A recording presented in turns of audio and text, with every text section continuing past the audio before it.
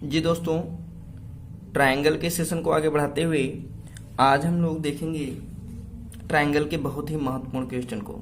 जैसा कि आपको दिख रहा है स्क्रीन पे कि दिया हुआ है यह त्रिभुज ABC और त्रिभुज EDF समरूप हों। तो ध्यान दीजिए, एक त्रिभुज ले लेते हैं, दो त्रिभुज हैं, दो त्रिभुज आपस में क्या है, समरूप त्रिभुज है। क्या है, समरूप त्रिभुज है, ABC है, ABC और EDF है, EDF। ठीक है, तो ये दोनों क्या है, समरूप त्रिभुज हैं।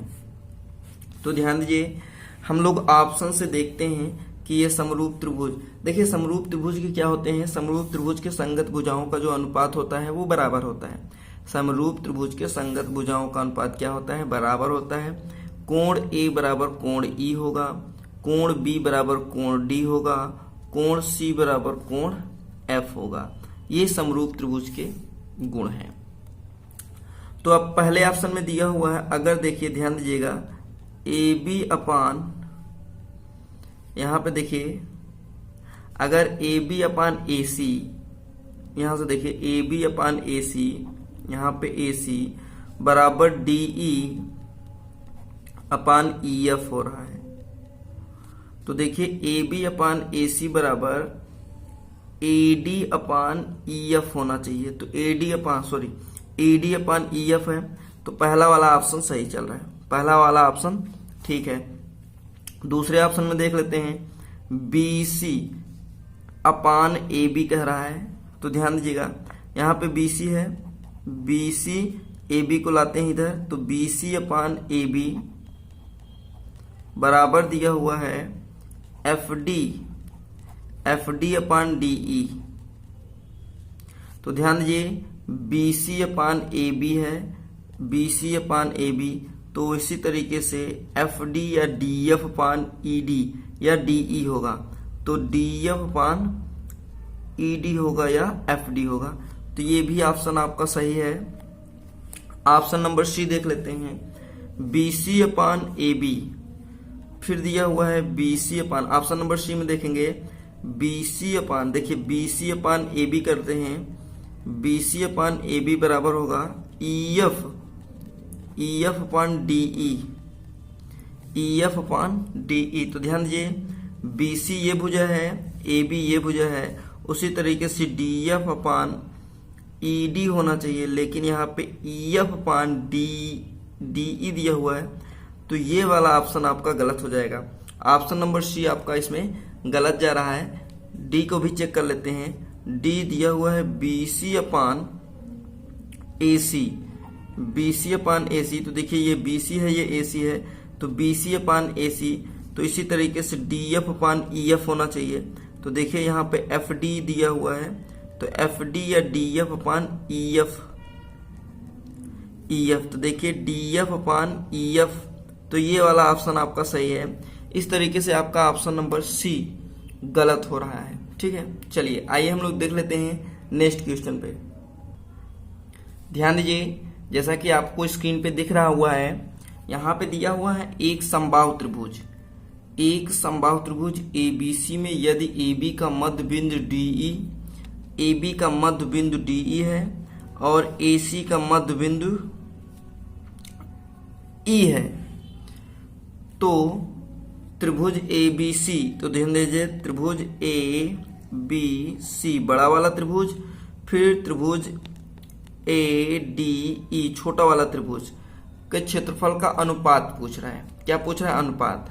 तो ध्यान दीजिए, जब ये मध्य बिंदु होता है, जब किसी त्रिभुज के एक भुजा के समांतर कोई रेखा खींची जाती है और वह दो अन्य भुजाओं का मध्य बिंदु होता है, तो वो जो होता है, जो DE होता है, DE यहाँ पे ध्यान दीजिएगा, यहाँ पे जो DE होगा 1/2 BC होगा, जो DE होगा वो 1/2 BC होगा, अर्थात DE अपान BC बराबर आपका 1/2 आ जाएगा। क्या आ जाएगा, 1/2। या तो आप इसे BC अपान DE बराबर कर सकते हैं 2/1। तो ये आपका रेशियो आ गया संगत भुजाओं का। तो संगत भुजाएं क्या हैं? BC अपान DE, ये संगत भुजाएं हैं। अब आइए देख लेते हैं, हमारा एक कंसेप्ट होता है कि यदि दो समरूप त्रिभुज हैं, तो देखिए यहाँ पे समरूप त्रिभुज होगा ना, ये दोनों त्रिभुज आपस में क्या होंगे? समरूप होंगे। क्यों? क्योंकि ये कोण दोनों त्रिभुज के लिए कॉमन है, तो कोण A बराबर होगा, ठीक है। और यह कोण इसके मध्य बिंदु से, तो ये पैरेलल हो जाएगा। जब पैरेलल है तो ये कोण इसके बराबर हो जाएगा, ये कोण इसके बराबर हो जाएगा। जब तीनों कोण आपस में बराबर होते हैं तो क्या होता है? त्रिभुज समरूप त्रिभुज हो जाता है, ठीक है। तो यह एक समरूप त्रिभुज है, ये दोनों आपस में क्या है? समरूप त्रिभुज है। तो समरूप त्रिभुज में संगत भुजाओं का हमने अनुपात निकाल लिया। अब समरूप त्रिभुज में संगत भुजाओं का जो अनुपात होता है, संगत भुजाओं के वर्गों का जो अनुपात होता है, उनके क्षेत्रफलों के अनुपात के बराबर होता है। तो ध्यान दीजिए, त्रिभुज अगर हम देखें, एरिया ऑफ त्रिभुज ABC अपान एरिया ऑफ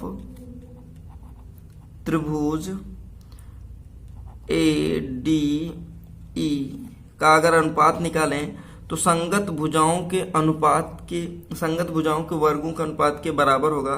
अर्थात इसकी भुजा एक BC ले लेते हैं, BC अपान DE के वर्गों के अनुपात के बराबर होगा, ठीक है।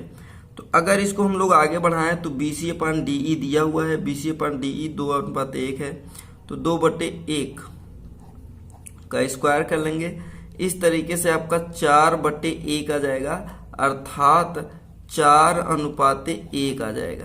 क्या आ जाएगा? 4:1। तो देखिए दिया हुआ है आपका ऑप्शन नंबर बी में, ऑप्शन नंबर बी में दिया हुआ है, ठीक है। चलिए आइए हम लोग चलते हैं नेक्स्ट क्वेश्चन पे। ध्यान दीजिए, हमारा जो अगला क्वेश्चन है, जैसा कि आपको दिख रहा है, यदि त्रिभुज ABC समरूप त्रिभुज DEF है। तो देखिए ये दोनों त्रिभुज समरूप हैं। इस प्रकार से यदि त्रिभुज ABC का क्षेत्रफल 25 सेंटीमीटर स्क्वायर हो और त्रिभुज DEF का क्षेत्रफल 36 सेंटीमीटर स्क्वायर है, तब त्रिभुजों की संगत भुजाओं का अनुपात क्या होगा? तो अब ध्यान दीजिए, हम अभी एक इसके पिछले वाले क्वेश्चन में हमने देखा था एक कंसेप्ट कि त्रिभुज की, अगर दो त्रिभुज समरूप त्रिभुज होंगे तो त्रिभुज की संगत भुजाओं, उस त्रिभुजों के क्षेत्रफलों का जो अनुपात होगा उनकी संगत भुजाओं के वर्गों के अनुपात के बराबर होगा। तो आइए देख लेते हैं, ध्यान दीजिएगा। तो एरिया ऑफ त्रिभुज ABC अपान एरिया ऑफ त्रिभुज DEF इक्वल टू हो जाएगा संगत भुजाओं के वर्गों का अनुपात। तो कोई भी एक संगत भुजा ले लेते हैं, मान लीजिए हमने ले लिया AB अपान DE, ये दो संगत भुजाएं हैं, इनका वर्ग कर लेते हैं, ठीक है। तो आइए ध्यान दीजिए, ये पूरा बनेगा, वर्ग को हटाएंगे तो यहाँ पे कर्डी लग जाएगा, तो आपका कर्डी हो जाएगा एरिया ऑफ त्रिभुज ABC का लगा देते हैं 25 है, और त्रिभुज DEF का एरिया दिया हुआ है 36, इक्वल टू आपका हो जाएगा AB अपान DE, ठीक है। यहां से स्क्वायर हट गया तो इधर कर्डी आ जाएगा। तो इस तरीके से आपका आ जाएगा 5/6 बराबर AB अपान DE।